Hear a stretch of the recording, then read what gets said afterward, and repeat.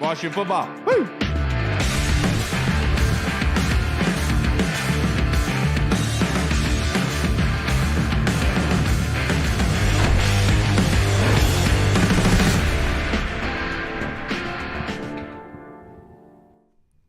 Hello, everybody, and welcome to the Burgundy Zone. Thank you so much for joining us this evening.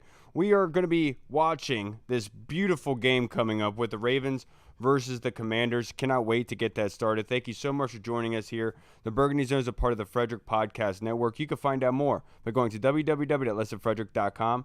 I am your host, Kyle. I will be joined by my co-host, Michael Reed, here shortly. But I just wanted to say Michael Hall is still not with us. He will be back on Thursday. He's still going through his bachelor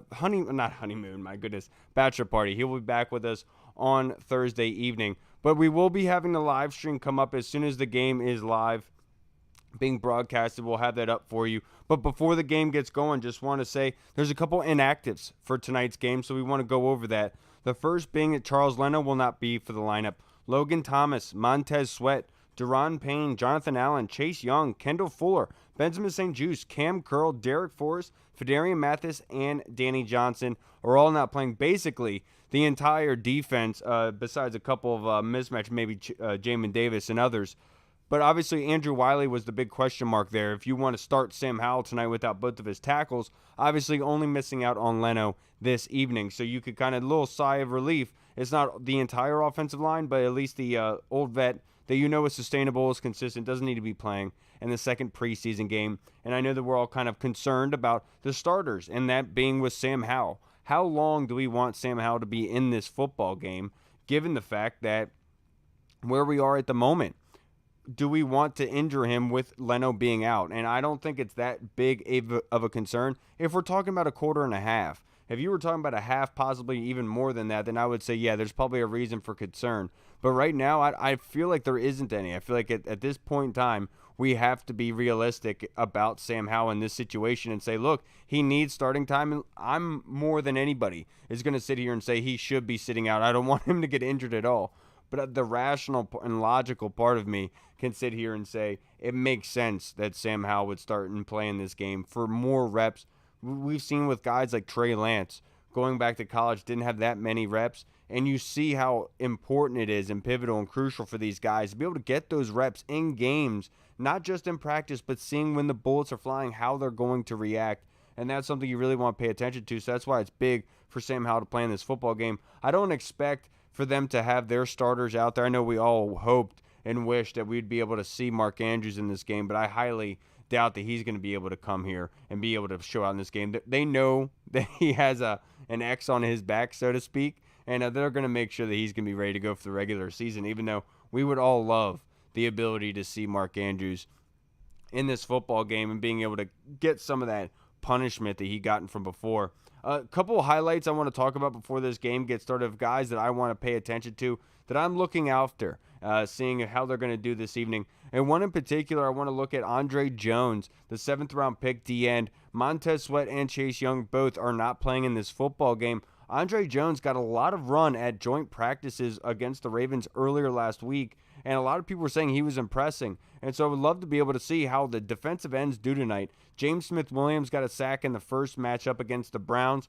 Hopefully he's going to be able to start this football game and showcase why you're confident in the DNs in their backups and the depth that they have. Can't forget our guy Casey Toohill, Mr. Personality as well. He kind of a stable force. I guess you could say a giant or grocery brand version of Ryan Kerrigan, you could say. But he's stable. He's consistent, and that's somebody that most likely is going to be getting the start opposite of James Smith-Williams. So really excited to see how they play out. Cannot forget about the linebacking core. You know, Cody Barton is playing in this football game along with Jamin Davis, Khaleke Hudson. So let's look for the linebackers. This is a good unit for the Ravens. I really like Josh Johnson. I think that he was very when I watched the live stream of joint practices last week, he was on it, man, and he looked like he was executing that offense flawlessly. And so I really want to see how this defense, who does start, who does play in this football game, I want to see how they react to a veteran quarterback. I love Josh Johnson. Obviously, we remember him back here at the Redskins days. And honestly, at a time when we were looking at Mark Sanchez and others, Josh Johnson came in and actually lit a fire and actually had some momentum being brought onto this offense. So I'm really excited to see how Josh Johnson does against this defensive unit, because Jack Del Rio and company are going to be looking to end the streak tonight. I think we're all looking forward to this game and saying, I said it earlier on Twitter, Washington has earned the right to be called the streak killers at this point. And I think that I don't think that's like a wrong thing to say. Like, you know what I mean? Because they did it against the Steelers. I think the Eagles were on a tear, if I'm not mistaken, last season before we came and got them. And I know that they were on a roll, but at the same point, it's kind of like Washington is that team that you don't want to see.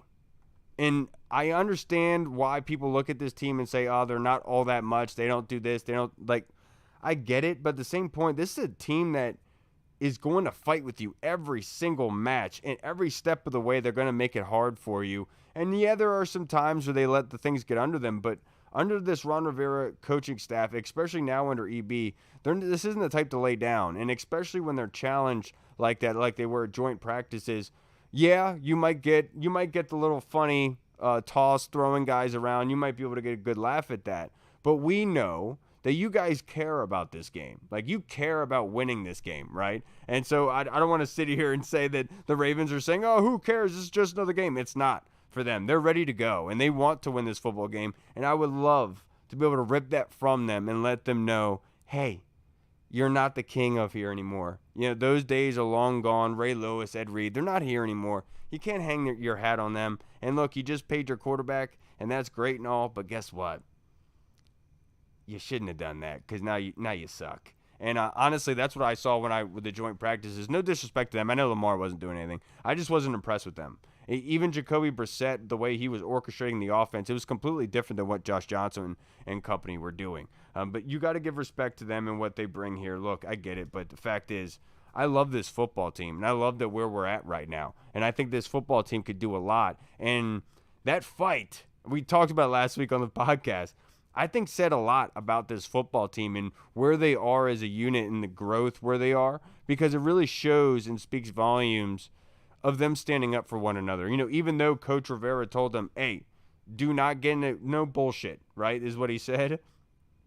I understand, but you have to say, you have to admit that a little part of him was happy to see his boys, you know, show up for each other. Because it says, as a football player that Ron Rivera is, he knows the kind of relationship building that has to go on throughout a football team. You know, the 85 Bears were a close of a unit, you could say, that in Ron Rivera's probably playing and coaching career, to be able to say that's what you want to mimic. And that's definitely what you kind of see building here. It's a unique group. It's a unique guys where they're coming in and they understand that where they play is not normal.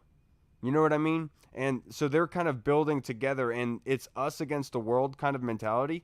Like, everyone keeps doubting us just because of the place where we play at, right? And that's not who we are. And I think Eric Bieniemy bringing that side, that tenacity, that edge on the chip on the shoulder being brought, I think is monumental for this offensive group. I mean, you've kind of seen it in Sam Cosmi already. He talked to J.P. Finley the other day at practice saying, you know, whatever, I don't really care about their series, whatever, but yeah, sure, we're going to win. But that kind of mindset, you know, like my buddy Matt texted us earlier, was like, I like this, Sam. Like, seeing that kind of. And I told him, look, that's the mountain from Game of Thrones. But you kind of can see that Eric Bieniemy personality starting to come through to these guys. And you're happy to see it because you need that aggressiveness, especially up front for what's going to be transpiring this year. We talked about it before.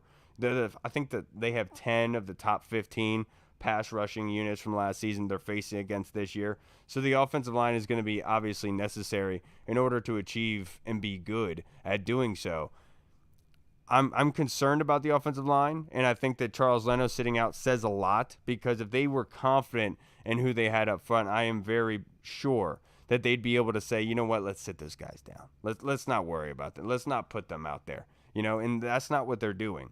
And I do wonder how Chris Paul has solidified that left guard spot. That's something to pay attention to tonight.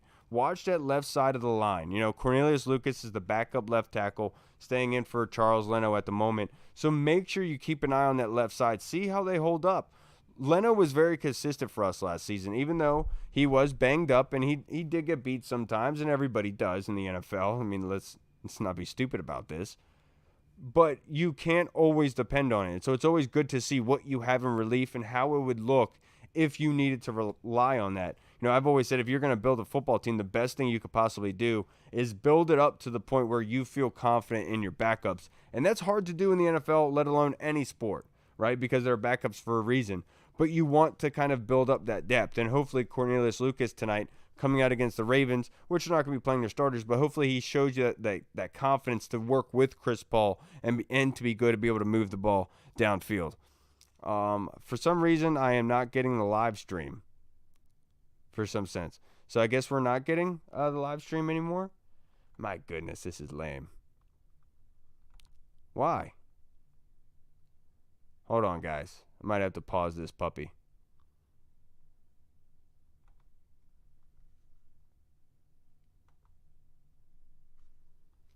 Come on. Let me get the live stream cut. No, we're not getting live stream. Dang, that's lame, dude. I had it all set up and everything. And of course, where's Selby said it right here. Let's try one more time, guys. And I'm sorry, Reed's still not here yet. I know, same old, it is what it is. I hope you guys had a great weekend, by the way. It's a little fun Monday show where you guys get to listen to me talk about the team and what I think of it. And obviously you already know it by now. But hopefully this finally pulls up. Come on, fingers crossed. Dang it. Well, that's too bad, guys. All right, well, I can't miss this game, so I'm sorry to everybody for sitting here and listening to me, but I don't know why we can't get the game up. Apparently it's on right now. Even if I try to go to my phone, maybe. Why can't I watch it? That's stupid. They said I could watch it. Oh, that's lame. It is what it is. All right, everybody. Well, I guess we'll try to have a show, a recap episode or something tomorrow. Because I'm not watching the game right now because apparently you can't pull up the game anymore like you could last week. All right, everybody. Appreciate you guys. I guess we'll see you guys another time. I'm not sure when. Maybe tomorrow, maybe another time. But appreciate it.